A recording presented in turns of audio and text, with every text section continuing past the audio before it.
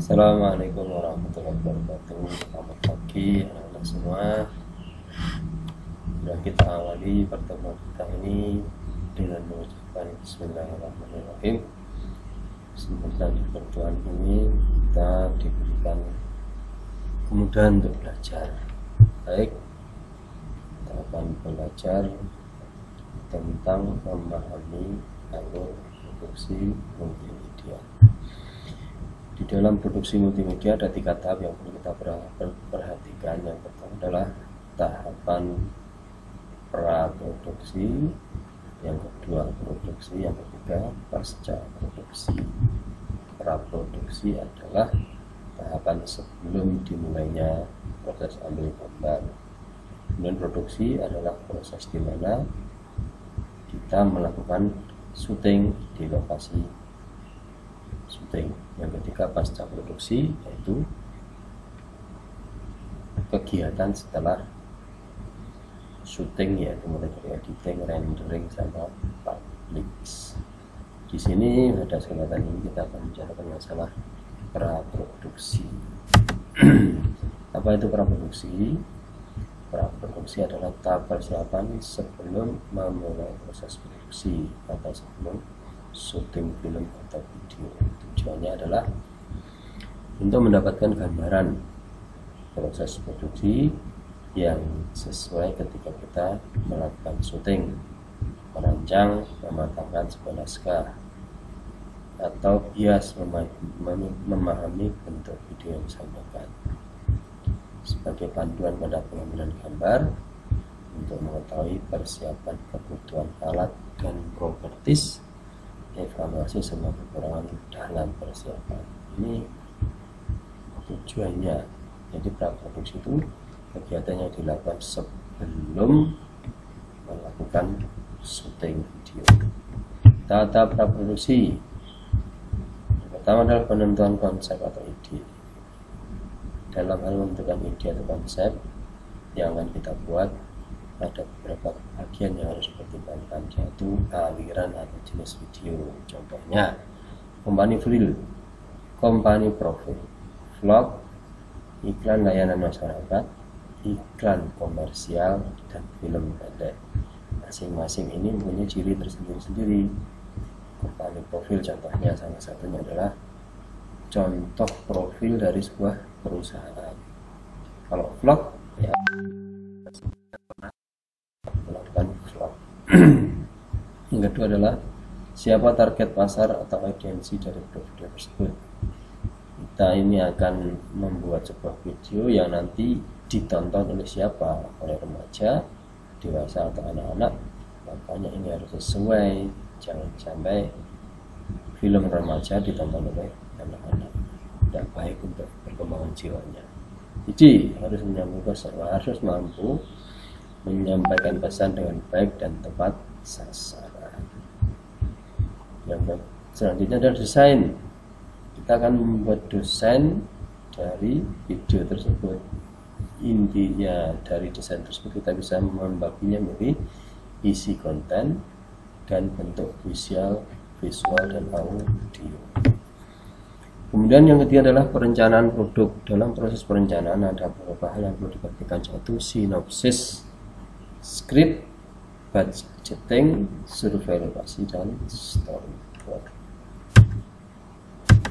Dan sinopsis ya adalah gambaran singkat dari isi video yang akan kita buat. Contohnya bercerita tentang rencana Anto untuk merubah perangai dan sikap para pemuda di kampungnya, tapi Anto mengalami kesulitan apabila bekerja sendiri. Akhirnya Anto mengajak Dimas, Bayu, dan Dandi untuk bersama ikut bergabung dalam tim yang dinamai Hijrah Fest. Ternyata dalam perjalanan tersebut mengalami banyak kendala yang harus mereka hadapi. Apakah mereka melewati rintangan dan tantangan tersebut? Inilah merupakan bentuk sinopsis. Jadi intinya sinopsis itu gambaran singkat tentang video yang akan kita buat itu, sehingga dengan melihat gambaran singkat ini, kita membaca sinopsis ini, kita langsung terframe di dalam otak kita, videonya akan seperti apa. Skrip adalah apa? Ya, contoh-contoh naskah penulisannya, naskah penulisan sejarahnya cerita yang menjadi panduan pemain atau video talent dalam beberapa video tersebut. Ini contohnya, contoh penulisan skrip.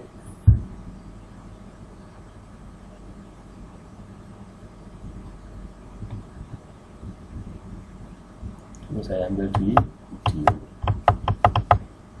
Contohnya seperti ini.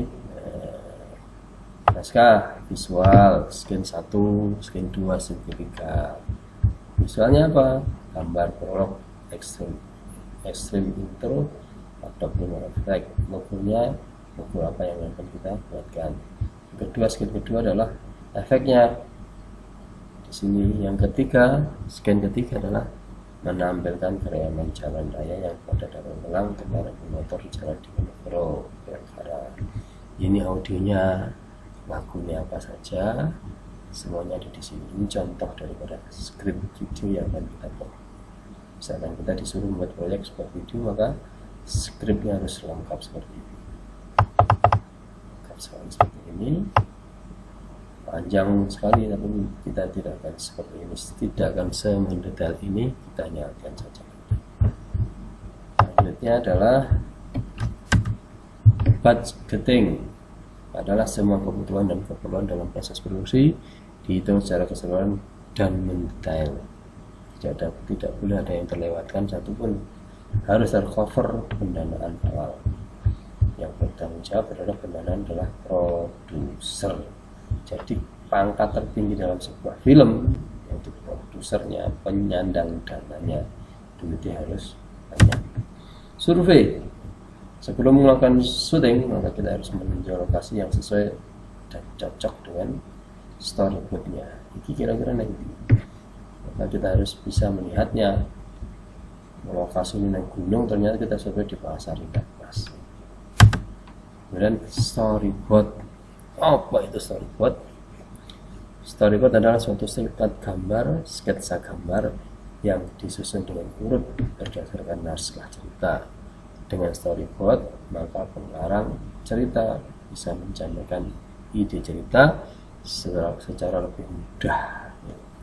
Apa sih fungsi storyboard? Secara umum fungsi storyboard adalah sebagai media konsep dan ungkapan yang kreatif, penyampaian ide, gagasan.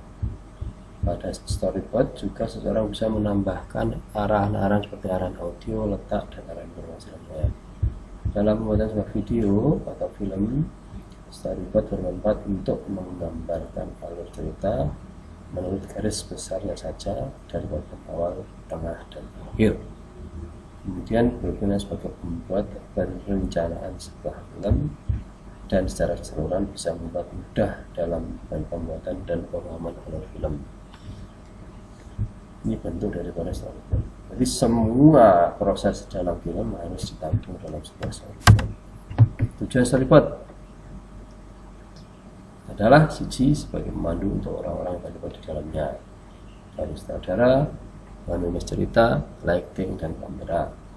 Memungkinkan seseorang pembuat film untuk memprevisualisasikan ide-idenya, merupakan alat untuk mengkomunikasikan keseluruhan ide film, menerangkan suatu alur narasi dari cerita, berperan pada perwaktuan atau timing, pada sequence, percobaan dalam sudut pandang kamera, perpindahan kesinambungan continuity antara elemen-elemen dalam sebuah frame film. Dan langkah-langkah buat storyboard: 1. Mencatat poin penting. 2. Adalah gambar serial lengkap dengan penjelasan sama langkah-langkah. Yang ketiga, membuat sketsa kasar visual dalam sebuah frame. Yang keempat, visual nyata menampilkan adegan utama. Yang kelima, storyboard bisa dirancang menggunakan kertas dengan coretan dan tulisan manual ataupun dengan menggunakan perangkat seperti Microsoft Word. Contoh storyboard ini contoh dari storyboard. Ada deskripsi, ada storyboard, ada judul produk film pendek, judul Menyesal Bangun Pagi, durasi 2 menit 16 detik. Yang pertama scan 1, sequence-nya 1, visualnya gambarnya seperti ini.